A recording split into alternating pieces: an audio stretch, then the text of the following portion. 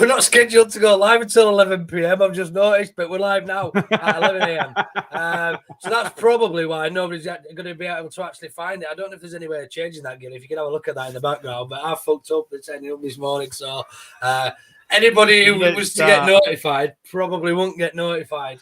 So I don't know if you want to change the. Can you do it once we start, or should we restart? We're live now. No, we're live now. Just get on with it. It's fine. We'll just have to. People are getting notifications, and that once we go live. But good morning, one and all. It is the morning after the day before, where look, football is back and not in an international pedigree.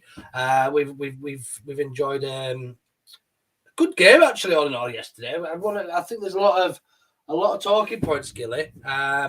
And yeah, I think we'll get into a bit after we've run the intro. Hi, this is Don Matteo, and you are listening to the Ought to Know Better podcast. Let's do this.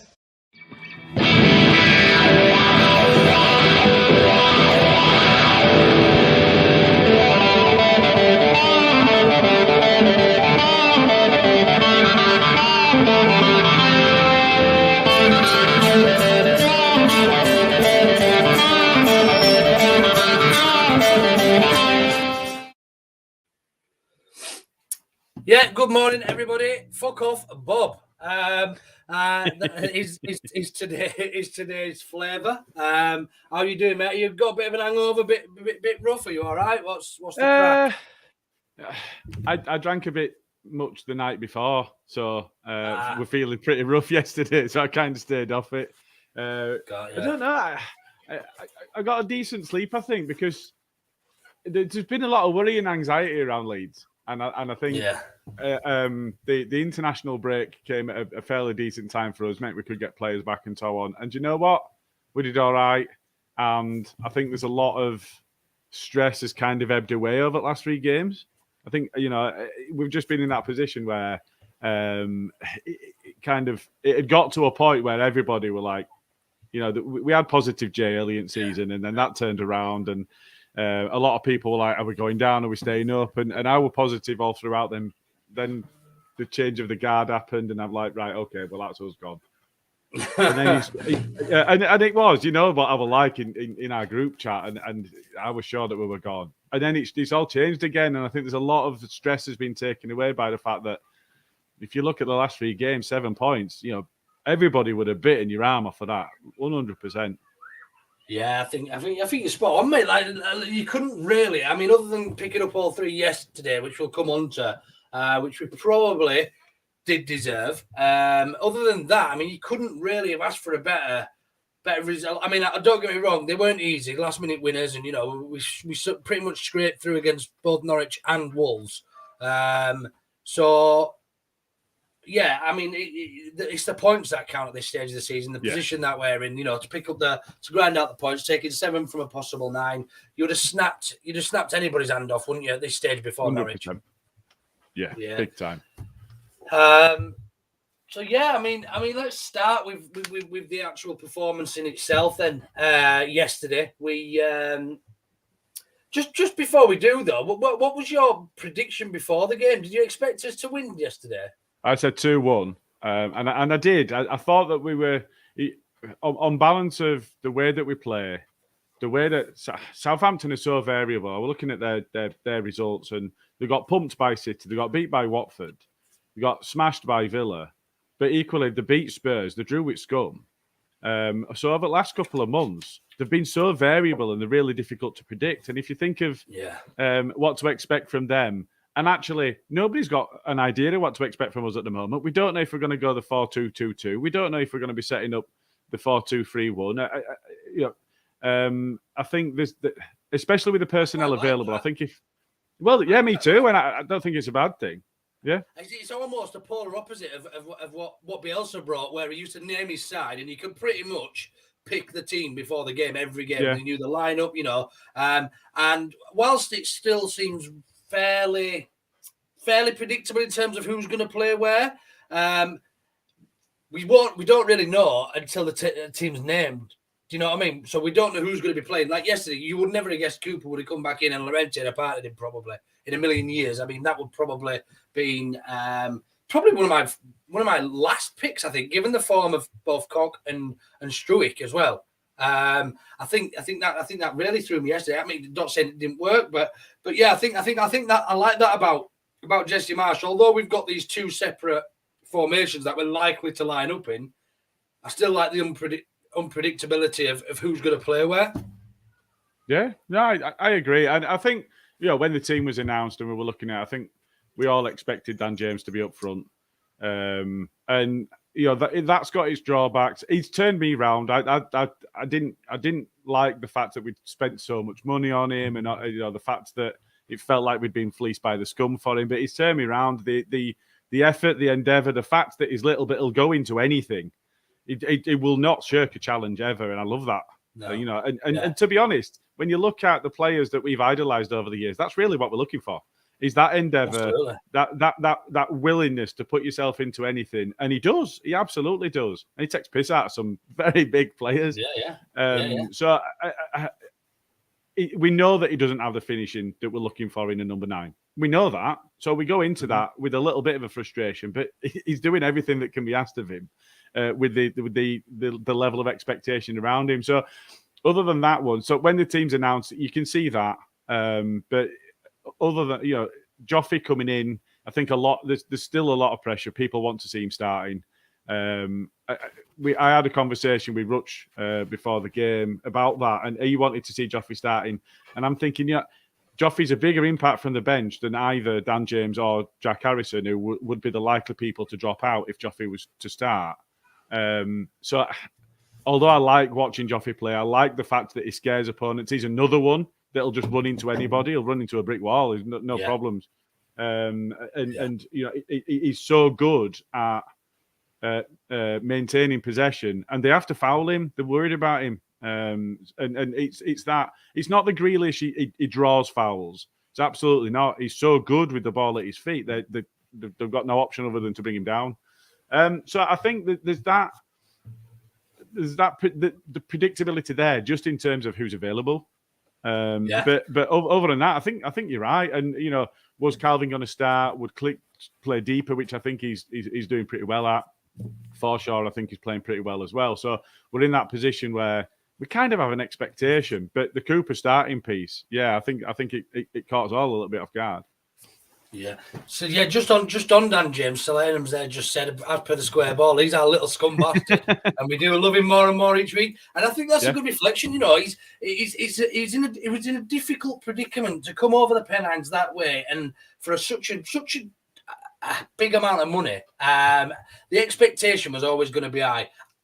Factor in then that he's played out of position for probably 95% of this season, of his favoured position. I think he's done really, really well to not only get the fans on side and believe in him, but actually put himself about and actually give the fans not just what they want to see, but actually, that effort, that work rate, that thing that you can't teach a player. That's like you say, leaving a foot in on a 6'4" centre back, leaping and winning headers against players that have probably got a foot on him. Things like that, and like you mentioned, the endeavour and things. It's just things that can't be taught. You either got that or you haven't. You'll either get involved and get amongst it, or you simply won't. Couple of things you mentioned there, Joffrey starting. That's a real chin scratcher for me. I get why Bielsa and Marsch aren't starting him. I get it. I totally understand. I think it's a lot more difficult to explain to people who've seen him come on and score a goal. People who probably, I don't want to be rude here, but probably don't understand the ins and outs of football as much as they probably think they do.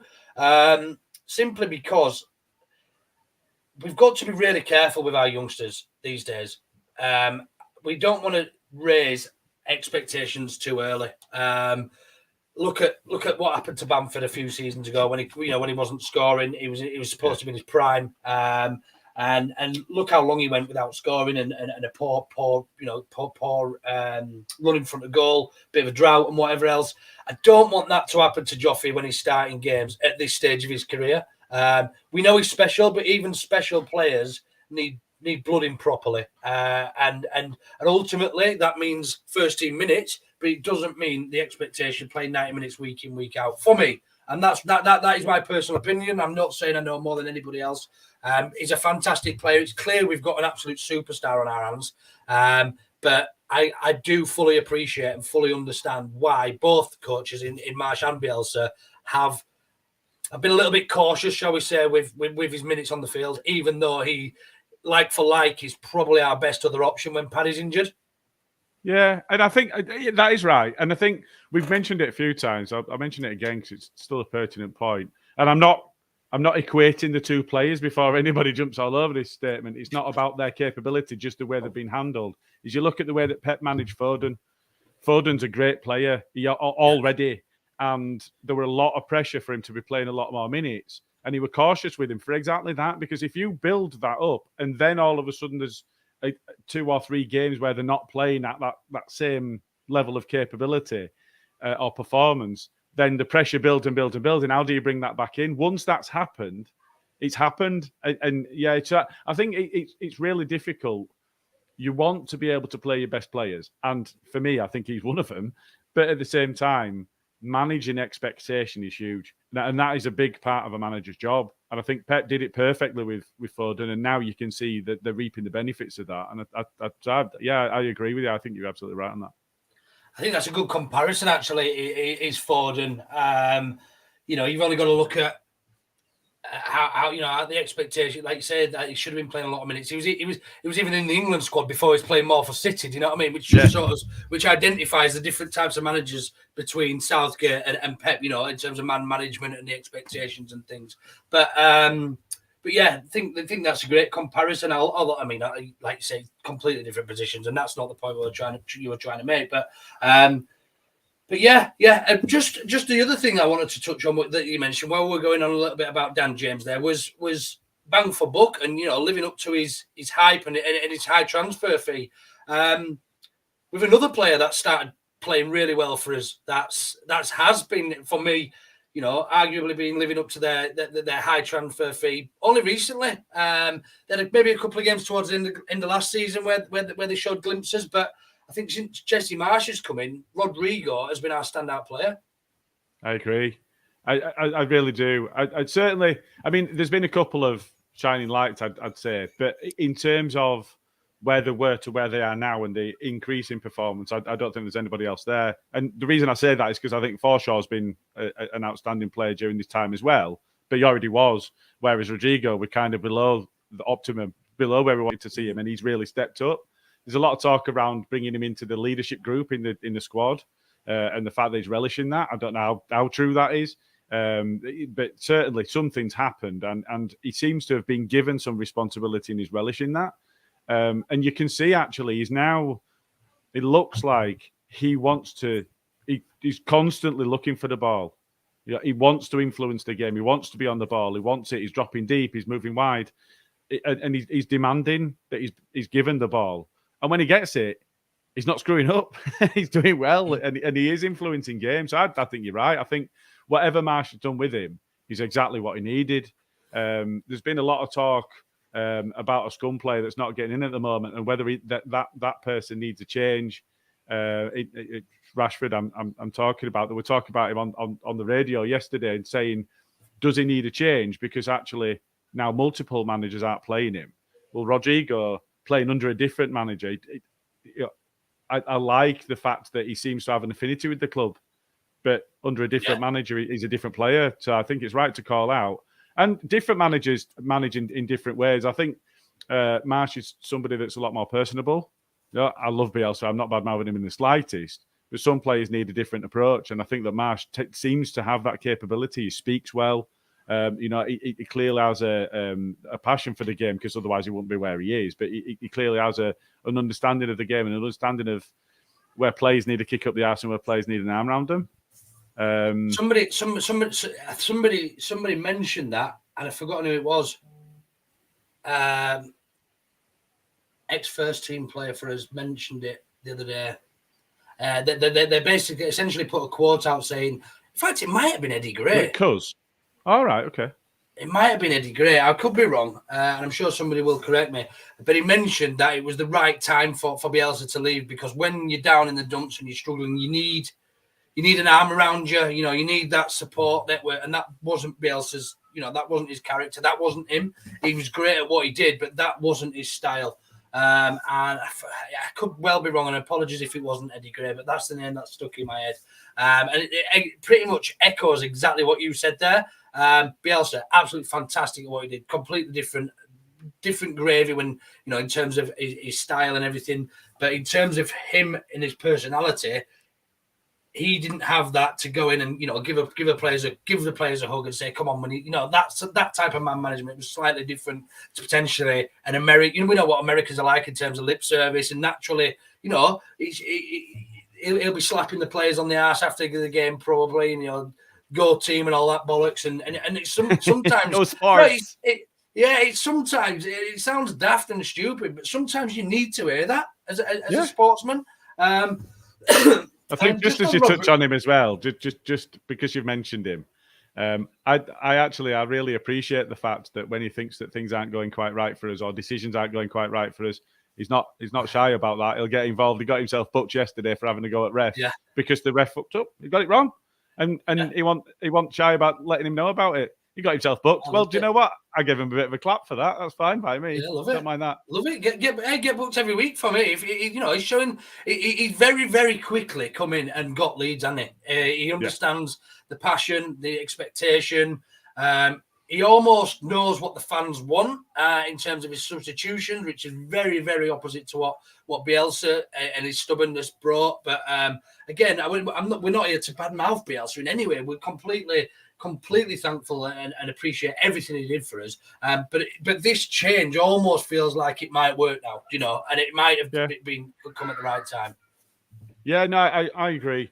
Like I said before, I didn't think there was anybody could come in and get a tune out of these players in the way that Bielsa couldn't. I really didn't. As soon as it was announced, I thought that was it. We were done. We were toast. And you know, we'd go the way that Everton and Norwich did. They've changed the guard. It's not gone right. They brought in the wrong person. Well, we haven't. And you know, that's testament. The board have taken a lot of shit, and a lot of it deservedly so, I think, recently.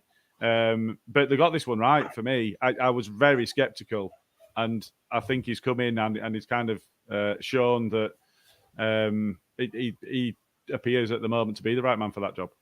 Absolutely, yeah, I'd agree. I'm obviously we've got to reserve a little bit of judgment until we see what happens at the end of the season. But based on current performances, points picked up per game recently, I mean, it's not safe to say, but I mean, if you were a betting man, you'd be putting a few quid on the staying up rather than going down now, wouldn't you?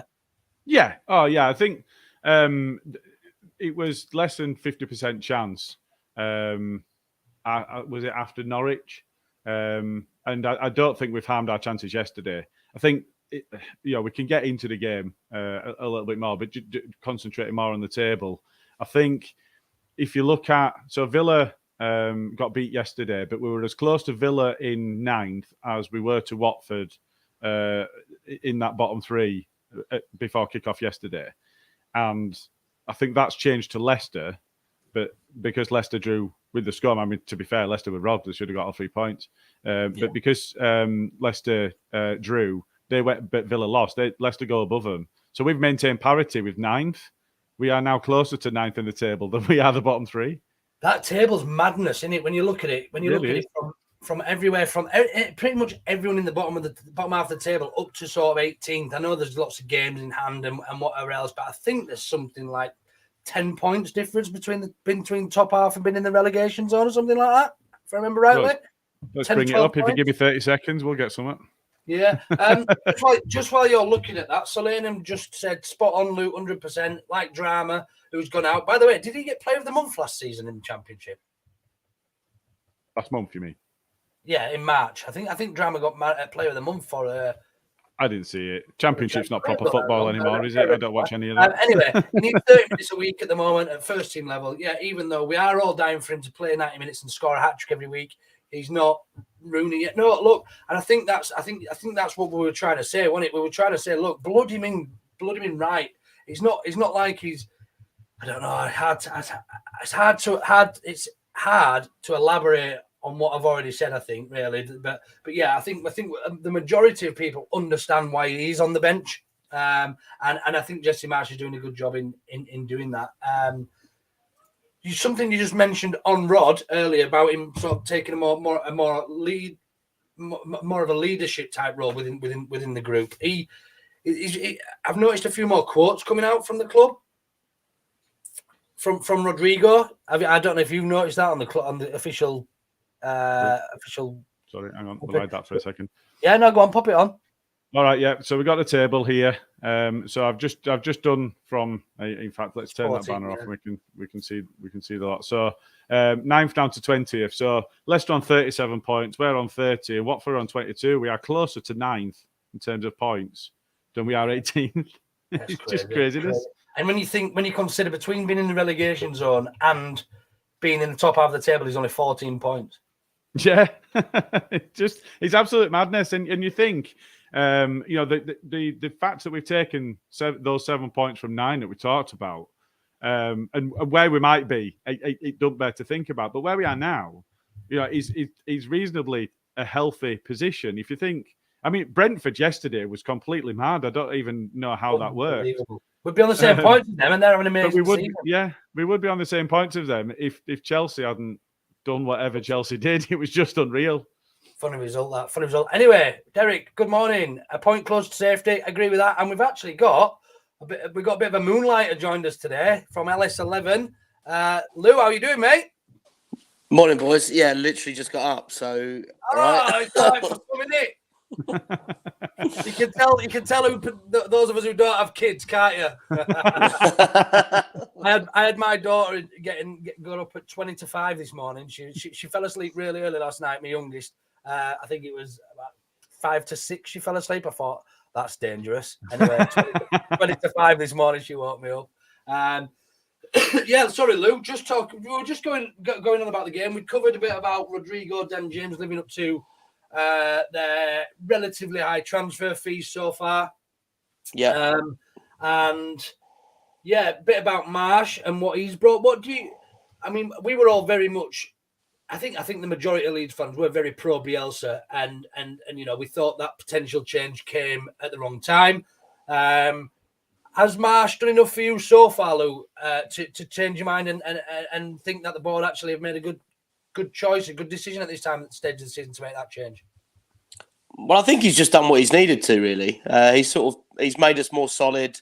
The whole man management thing people talk a lot about, the arm around the shoulder sort of stuff seems to have worked for a few of the players that they wouldn't have perhaps got from Bielsa.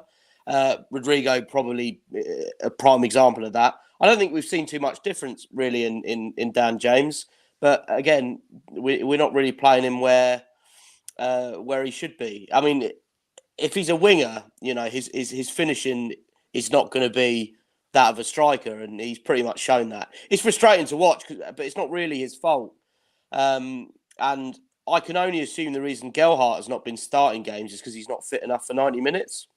But that's not been said. Maybe Marsh can put that one to bed. I like him as an impact sub, but I would like to see, a full 90-minute performance. I think. Yeah. Just on that, Lou. Just on that quickly, mate. Yeah, I think we hadn't considered that. We basically essentially said it was protecting him.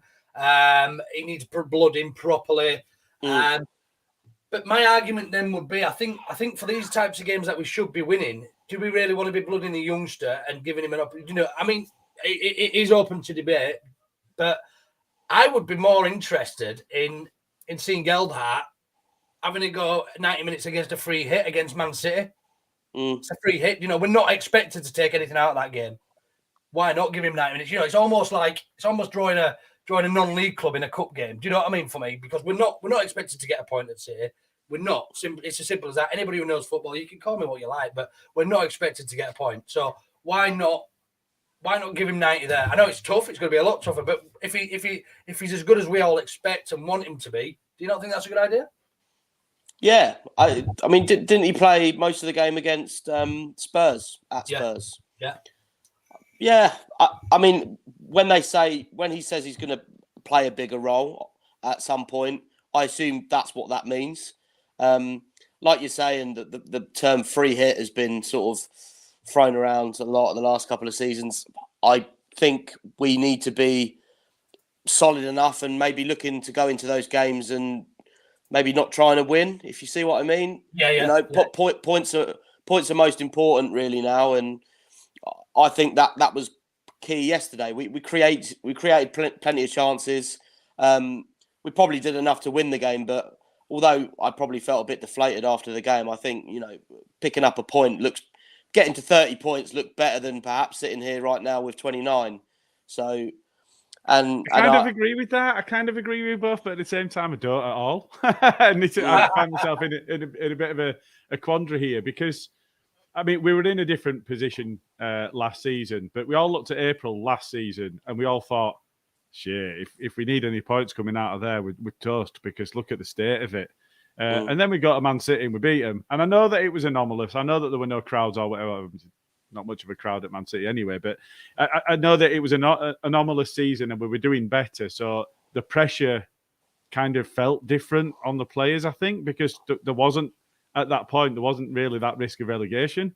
But at the same time, I do want us to go, I don't want us to low block and play on the counter, but only commit 2 or 3 players forward. I want us to be committed to getting forward and playing that attacking football that we've grown used to see. Would you rather lose 5 or 6-0 at City and have a go at them than lose 1-0 and have a shit performance? If you're gonna lose anyway and not put it in, yeah, probably. Yeah, no, I'm with you. I think I would. But if you could, I mean, it doesn't happen often, does it? But you look at Burnley and you look at the way they play every week, pretty much. Every week they play for a point pretty much most weeks, don't they? Could you get? I couldn't get on board with that as a football fan. I don't think. I think I'd rather watch a team. I'd rather watch Bielsa's Leeds and see us get 5 passes every week. Can't deal with it. Can't deal with that many. Can't deal with that many goals going in against us. It's just horrible. It's a quandary, but what I don't want, I don't want Dyche ball. I don't want a Big Sam kind of. Safety is one thing, but I want more. I don't just want to survive every season. We need to survive. Don't get me wrong, but I want us to have more commitment and more. I think at this stage it's a little bit different to how we set up at the start of a season. At this stage of the season, we need to.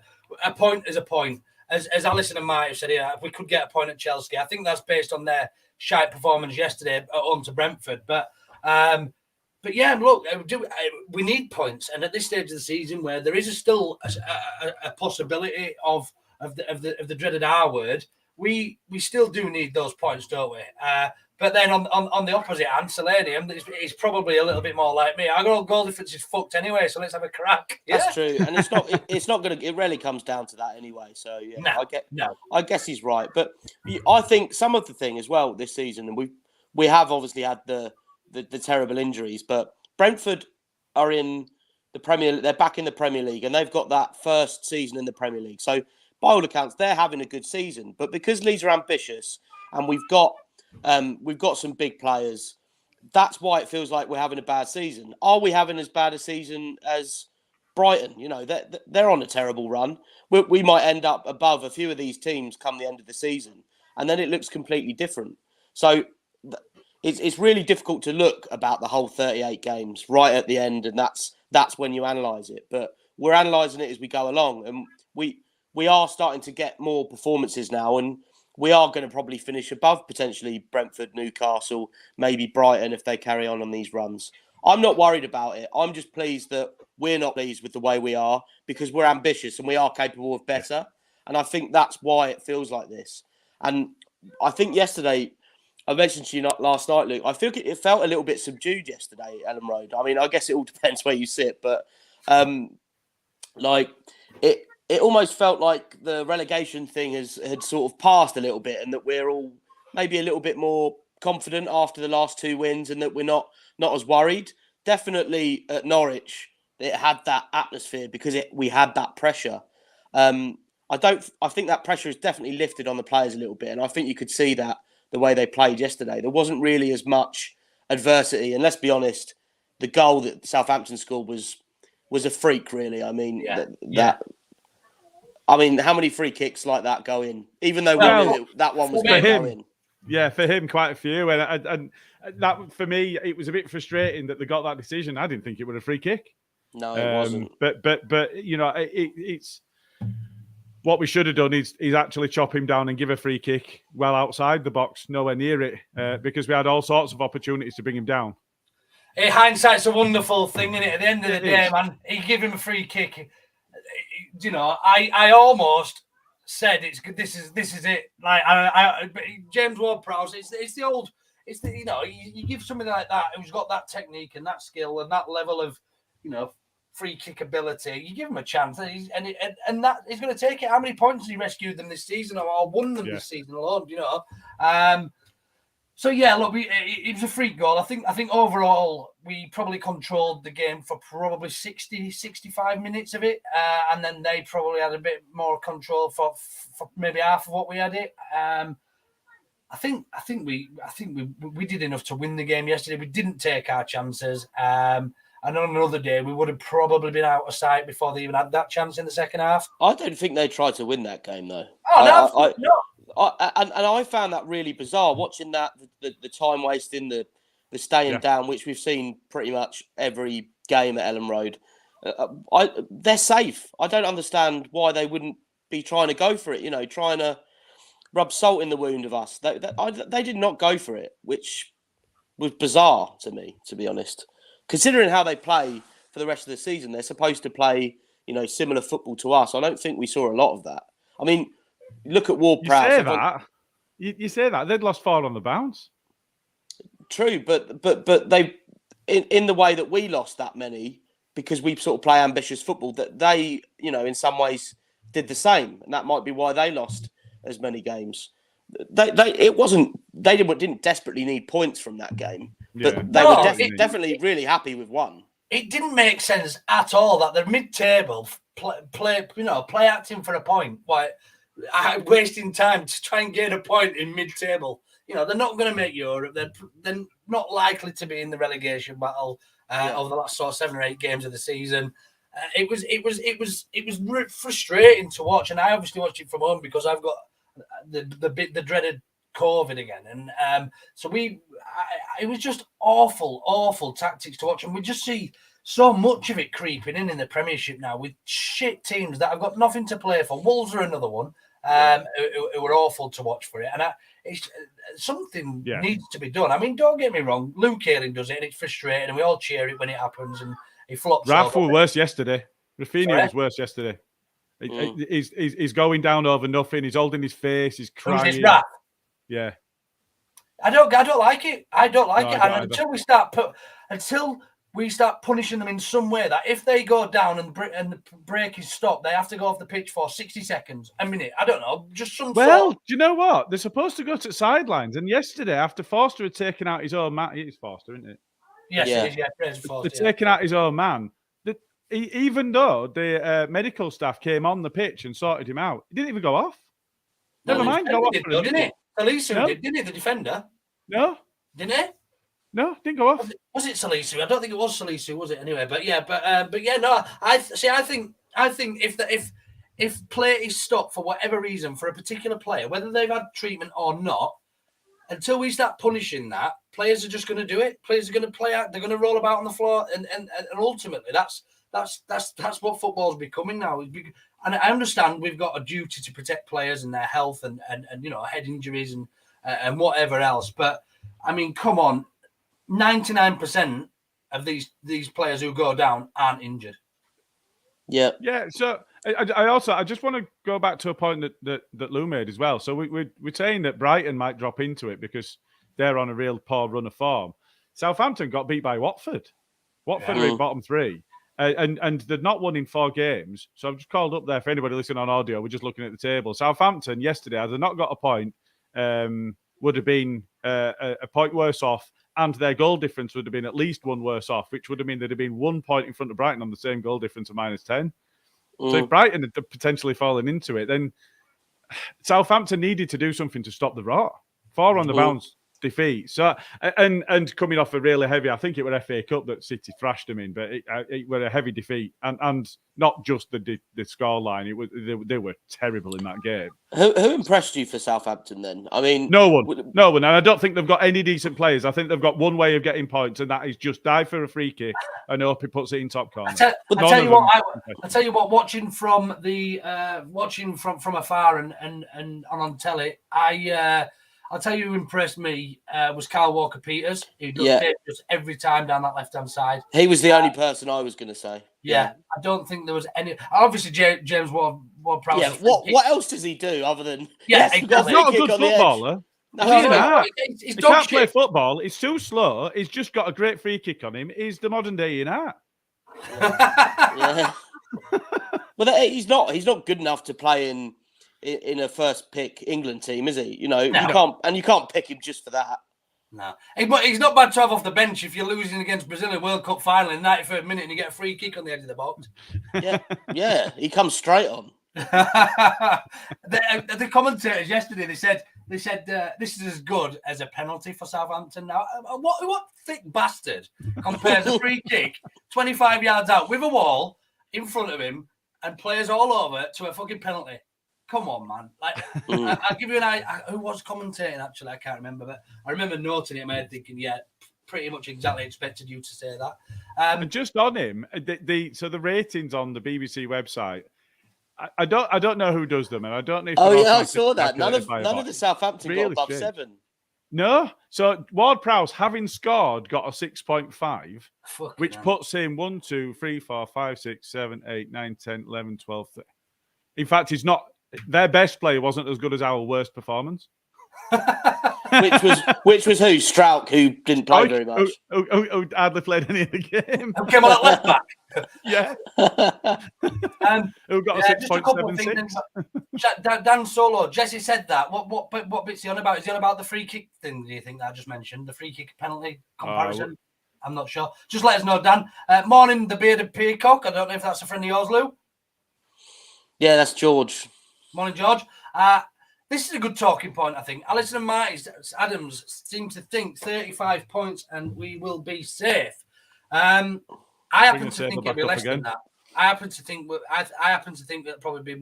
I can't see Watford picking up another 13 points, or Burnley 14, or Norwich. Well, Watford need to win 3 more games than us to get out of that. Yeah. Look at it this way.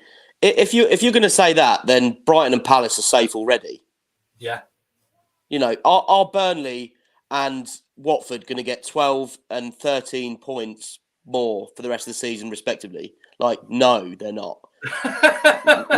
They're just categorically not. Regardless of I don't even need to look at their run-ins. They'd have to treble their points per game. I tell you, who has got an horrible fucking run-in? Everton. Yeah, I know, and they're gonna lose today as well, which is excellent. Obviously, I'd love to see Pat Frank take them down. I really would. I mean, for the football neutral, that is easily the funniest thing that could happen this season. Selenium thinks 33. One more win and we're safe. Does anybody have it's very much how long's a piece of string, but I think this season, you look at that table. Sorry, Luke, you've called our coach out for saying the penalty thing. Well, he's wrong. Hey, Jesse, you're wrong. What do you know about football? You're wrong and you're thick. What do you know? So yeah, I if I'm honest, if we didn't pick another point up for the rest of the season, I still think we'd stay up.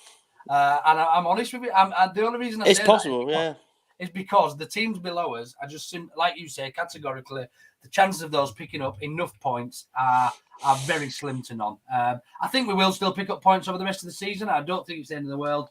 I think we've still got a few winnable games. I think Watford, this next one, I think we come through that unscathed and at least get a draw out of that away at Watford. And I think that's I think that's probably enough boxes ticked for me. But with everything going on, I think we're more than capable of just picking up another freak result. I mean, no one expected us to beat Wolves for various reasons. Why not beat Chelsea at home and put it to bed or something like that? I mean, if we're all really honest about it, we beat Watford next week and it's basically done. I think. There's a tough run of games after that, but the last 2 games of the season are Brighton at home and then Brentford. Now we cannot afford to need anything out of that Brentford game. Out of any of those two, to be fair, but they both need to be dead rubbers. Yeah, you're right. Yeah, but I think when it comes to Brighton, I expect that they'll have just about been all right by then. There'll probably not be anything in that for them. I think we take 3 points there, but if we struggle against, so we're away at Palace, who have had a varied season, they're difficult to predict. We've got away at Arsenal, we've got at home against City. We need to win that Watford game. I think you're probably right, Luke. We could go to the end of the season and not pick up many points. If we got a draw against Brighton, Brentford and Watford, I think we'd be fine. But if we win against Watford, it takes a hell of a lot of pressure off those games against those ESL clubs. Yeah, I think if we beat Watford, does that put us something like 11 points above them? Bring it back up again. they'll have a game in hand still, won't they? Yeah, they'll have a game in hand still. But one game in hand, but 11 behind. And over the course of 6-7 games, that's a lot of points to pick up. It's a lot to overhaul. It really is. They shipped too many goals, I think. Watford. Yeah. Yeah, but they also look really good in attack. You watch them. I mean, they're capable of beating us because they're that sort of team. Yesterday they played a weakened side and they created lots of chances against Liverpool. Shouldn't they have beaten Scum the other week as well? Yeah. Not so long ago. I think it was 1-1 in the end, wasn't it? Or something like that. Yeah, mate. Hodgson ball. But yeah, I think it's definitely worth. It's going to be exciting into the season, if nothing else. But a couple more little bits and things to touch on. I think we mentioned it at the start of the show with the name of the show, "Fuck Off, Bob." What's the thoughts on players giving it to the fans then? Well, absolutely nothing is better than telling somebody to fuck off. So I say fair. So absolutely fair. I mean, atting players is just weird. Have a moan about it in the pub, but don't at them on Twitter. Have a moan about it on Twitter, but you're absolutely spot on. Just don't at them. He deserves everything he gets. He's now, I believe, I think deleted his account. He blocked me before he'd done it. Because I had retweeted it saying that his Sunday is basically fucked. He's like ruined his kids are going to be fucked off because their dad's basically slagged off a Leeds player. He's ruined his own day, mate. He woke up this morning, he had an opportunity to have a good day, and he fucked it at the first hurdle.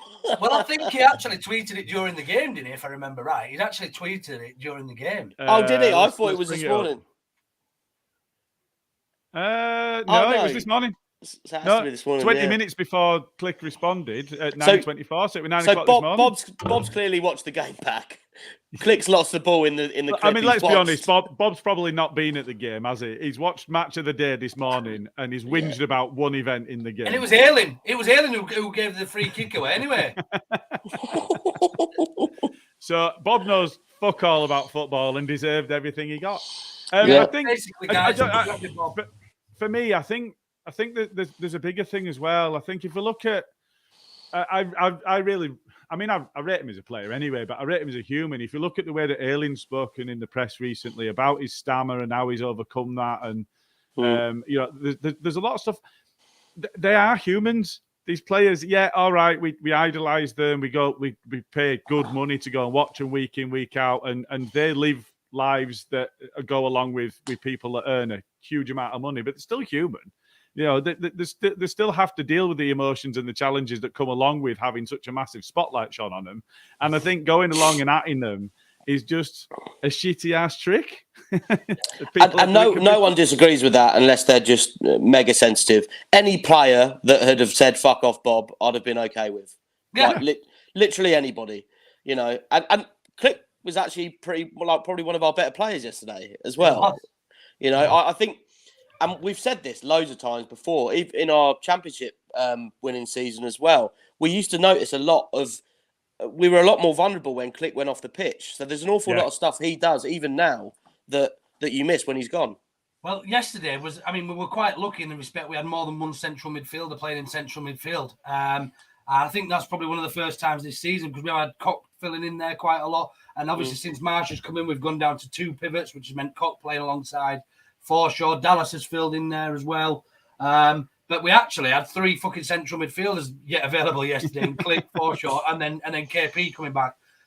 Just want to touch on that, actually, returning players for our running. Obviously, unfortunate what's happened to Paddy. I wish him a speedy recovery with that. He's obviously been carrying that for some time, and it's just doesn't seem to be getting better. But yeah, how much of a lift do you think it gave the rest of the fucking lads, and not just the fans, but actual the squad yesterday? Seeing their captain Cooper, who was outstanding yesterday, by the way, and KP in that squad. We have a new hero now, though, mate. I think Joffy got a bigger reception even when he came on. Did it? Well, it felt like it to me. It's just my observation, mate. But I think people got more excited by that, you know. It's a different position, though, isn't it? It is. People come to watch goals, and I think when you've got a young, raw, exciting talent like that that's coming on, that you know is going to impact up top, because we've seen him do it. Did we, as Leeds fans, care about CDM before Calvin got that good? It was a central attacking midfielder before that. Yeah, good point. Basically. Yeah.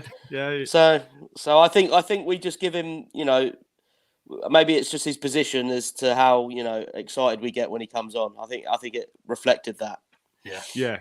But I'd agree completely. It's just I think it's just really I think Phillips, great to have him back, and he must give so much confidence to the centre backs behind him when he's on the field. Because one question I've got though, I suppose, is with us playing 2 pivots, Calvin did that all by himself. He did the spraying, he did the protection, he did the anchor roll. Does that give him more license to go forward, or does that give? There's been talk, and there's been talk of him playing that role where Forshaw would do more what Rice does, and Phillips does get a bit more forward. I think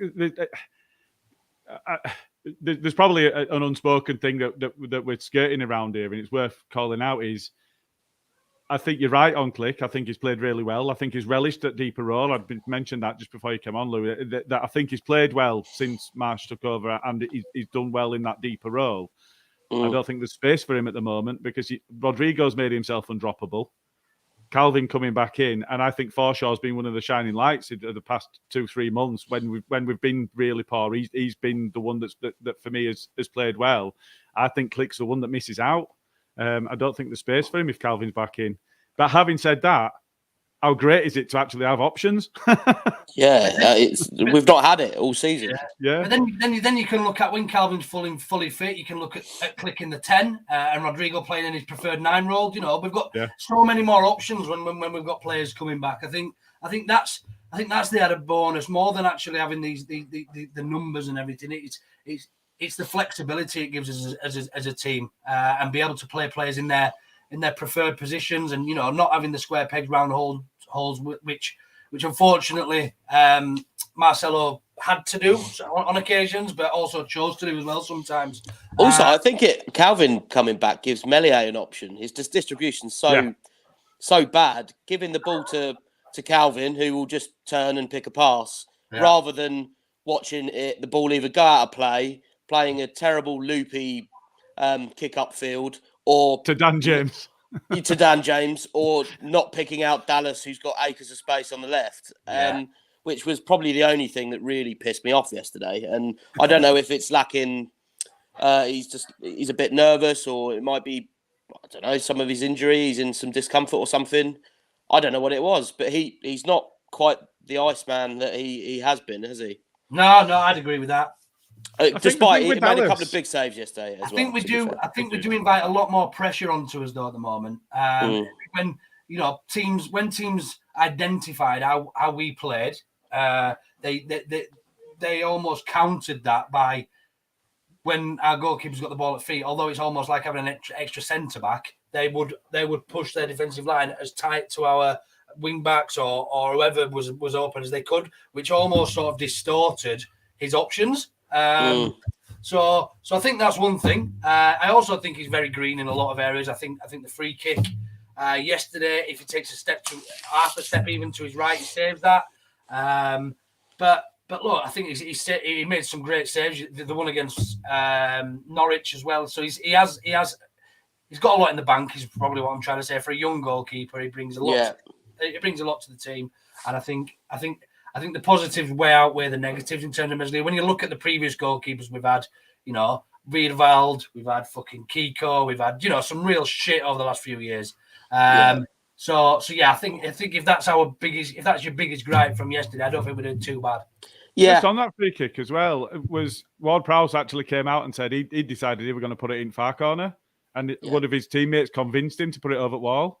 So when he was setting it all up, actually what he would have been doing is he'd have been looking at the factor. So I get what you're saying, but equally, if he takes half a step to his right, he's further open on the other side. He's a brilliant free kick taker. It's one of them, and you can't. If you take one step to his right, and it goes in the other corner, then he gets fucking slayed. Yeah, you give him some shit for that as well. I think keeper positioning is everything, isn't it? Like you say, but Ward-Prowse is good enough just to pick out the other corner. I'm sorry, that scared. I was just about to put that up. That scares me. Don't forget. Spot on, Lou. We've had a good question here, and I don't really know how to answer it. I'll let you guys go for this. Who has improved since Mars took over? For me, I'll let you guys. Mentioned Rodrigo. I don't think anybody's particularly improved. I just think players that have got a little bit more confident and playing with each other, but also in their preferred positions. For me, I don't think anybody's improved in such a short space of time. I think confidence has. Yeah. I think just confidence. We already know how good they are. We know what they're like when they're at their peak performance. If anything, our best player has actually been, worse. I was just about to mention that. Yeah. So, but in that, it's at least everybody hasn't got worse. Like seeing Rodrigo play well is brilliant for everyone, and not just because he's a good player, but I think it's good for him that he's living up to his price tag as well. You could tell that it was maybe getting on top of him, and I think maybe Bielsa just expected too much of him. I think the role maybe Rodrigo's got now. I know not every pass Rodrigo goes for comes off, but I think he probably sees a pass that a lot of players don't. So when it does come off, it's, decent. Players whose contribution has increased, you pedantic bastards. I think it's the level of performance, isn't it? Yeah, in terms of performances, definitely. I think the obvious one, like Lou says, Rafs have got worse, but Rodrigo's have stepped up, and I think we'd all probably agree with that. I think Click's improved as well. I think he's been asked. He's doing a different job. He's playing that bit of a deeper role, and like I said, I think he's relishing it. I think he's playing well. So those two, for me, are the standout candidates in answer to that. I've still got a bit of a question mark over Llorente. I'll be honest. I think technically he's our most capable centre back. Mm-hmm. I think he's an accident waiting to happen, though, isn't he? I think it might be a bottle thing with him. So yesterday he came through the game. I think maybe 2 months ago he'd have probably gone off at about 60-minute mark. So maybe that's coming round, and again maybe that's the Jesse effect. I'm not sure, but he just, for me, there's still a question mark over him. I think he's a really capable player. I think it's more attitude and will than capability on that one. But equally, I think there is a good player in there. I want to see more from him, and I want to see more of that leadership. I think everybody looks better with Cooper in the back line. I hope you agree with me, but I think it's mad that we've made 2 international centre-back signings, European ones, and Cooper is still our best centre-back. I do agree. There's a lot that wouldn't. I think actually, if you fast forward 5-10 years, I think Struijk has the opportunity to outstrip them all. I think he's going to be a really, really good player. But for me, Cooper's our best centre-back, and what's our best centre-back partnership then? Him and Llorente, I think. Coops and Llorente. I think it's him and Llorente, and I think, but it's him and Llorente with Phillips in front of them, because although that's not centre-back partnership, everybody looks better with Phillips around. Yeah, 100%. Yeah. I actually think it's Strauch and Coops, but I understand. Llorente is probably great to have in that he's probably one of our only dangerous people in the box from set pieces. And he scored a couple of goals already. I mean, he should have scored yesterday, really. Yeah. Got away from his marker and he would have marked it. That was early on, wasn't it? That was in the first few minutes, wasn't it? Yeah, waiting for that to drop in the net, and it didn't happen. No, that was a shame. Yeah, but I think overall, I think the output that we're seeing, the endeavour hasn't changed. They were working hard before, but there was a confidence issue, and the level of performance wasn't there. And I think that's what's come about. And I think Click and Rodrigo have kind of been caught to that. Yeah, absolutely. And I think it's helped having players like Forshaw step up, who since he's come back has been. He pretty much, I mean, it sounds dickish to say, but when Radrizzani tweeted, where in response to where's our new central midfielder, and he put Adam Forshaw, and everyone was like, "You fucking prick!" What are you on about? He didn't offload the pressure on him, though, didn't he? He did, and look, he's come back, and he's absolutely he's just so intelligent as a footballer. Like, it just seems to turn one way, turn the other, and he just creates his own space. He's not going to score you a 40-yard screamer ever. In fact, he's probably never going to score for Leeds ever again. I'd love him to though. We'll be on pitch if he does. It's like Batty, isn't it? Did he score for us? He has scored for us. No, I don't think he has. Anyway, he might have got one in cup. We'll have to get stats on it. He might have got one in cup on that one, but he never looks like he's going to score. Even when the ball comes to him and he's on the edge of the box and he's got loads of space, he always looks for a pass. He's fucking really. Forshaw's only scored a penalty, I think, at Fulham this season, and that's it. Has it? Yeah. Or did it? Oh no, he put it over the bar, didn't he? I can't remember. I can't remember. But yeah, look, I think it's a good position, and I think hopefully we've ridden the storm of poor form, confidence, and it's nice to see some of the players smiling again and coming into these interviews, like say Aylin's interview the other day on the BBC, coming out and speaking about his stutter and his stammer and how he relishes doing these types of things now. We spoke just before you came on, Lou, about Rodrigo. And his confidence and how that's shown in his performances, but also how there's a lot of quotes coming out from the club in Rodrigo's name, and how he talks now a lot bit more to the media and stuff. So I think I seen one the other day about him saying he wants to stay pretty much forever. He loves it here, sort of thing. So yeah, I think we're in a real good transition period at a good time for us. And just to go back to the question I asked you earlier about Bielsa, Lou, and Marsh, I think ultimately I'll hold my hands up and say I was wrong, because I thought that we should have waited till the end of the season, and Bielsa should have been doing this job until then, and that was the best opportunity we had to stay up. I think the last 3 games have certainly proved me wrong amongst others. So yeah, on to Watford away next week. I don't know if anyone's going. You going, Lou? Not currently, no. If I get a ticket, I'll probably go along, providing this COVID's fucked off. Just a couple of quick questions before we do go about yesterday. I'm pretty sure it'll be unison, but who was your man of the match yesterday, Lou? Coops. Oh, right, maybe it won't be unison then. Gilly? Coops. Oh, was it? Okay, I went for Rodrigo. I think Cooper was outstanding. Very close between the two for me. I just thought Rodrigo just offered that a little bit more. Cooper, fantastic though. We've missed that with our centre backs. Not saying that Llorente and Struijk and whoever else hasn't filled in there, but he's no nonsense in it. He gets his foot in, he wins the headers, he goes up, he doesn't give a fuck. You're always worried he might get a red card, but he'll get his foot in there, he'll get stuck in. So look, I went for Rodrigo simply because of his creativity. Without him in there yesterday, I think we'd have lacked a lot of creativity. Yeah, he just wins every header. He wins every header. It's not even just that for me. He does. He is good in the air. He wins a lot of his head-to-heads, his duels. But at the same time, what he also does is he sees the danger before it happens in a way that the others don't. Yeah. The others, I think Llorente is probably our most technically capable defender on the ball.